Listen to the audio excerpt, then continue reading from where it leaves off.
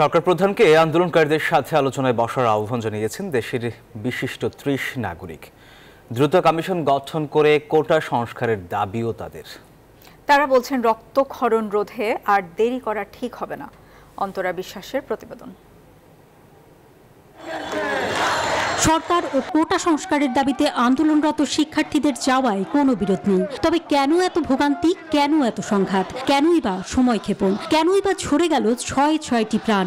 এই প্রশ্ন তুলছেন দেশের বিশিষ্ট ৩০ নাগরিক। এ বিষয়ে তারা একটি বিবৃতিও দিয়েছেন। হাইকোর্টের রায়ের বিরুদ্ধে আপিল করেছে সরকার। ১ মাসের জন্য আপিল বিভাগ রায় স্থগিত করেছে। তার মানে এই মুহূর্তে কোটা নেই, এখন শুনানির অপেক্ষা। এরই মধ্যে ঘটে গেল শিক্ষার্থীদের অবরোধ, সংঘাত, প্রাণহানির ঘটনা।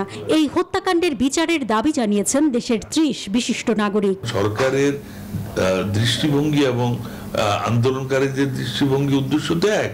তাদের উচিত ছিল আন্দোলনকারীদের সাথে বসে তাদেরকে বাস্তব পরিস্থিতিটা তুলে ধরা, এবং তাহলে আমার মনে হয় না আন্দোলন এতদূর পর্যন্ত আসতো।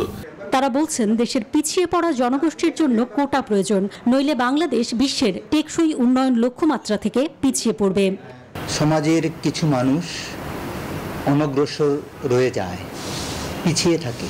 এইসব অনগ্রসর মানুষের জন্য রাষ্ট্রকে কিছু ইতিবাচক পদক্ষেপ গ্রহণ করতে হয়। ছাত্ররা যে কমিশনের কথা বলছে, যে কমিশন বসে ঠিক করবে, এটি দ্রুত হওয়া উচিত।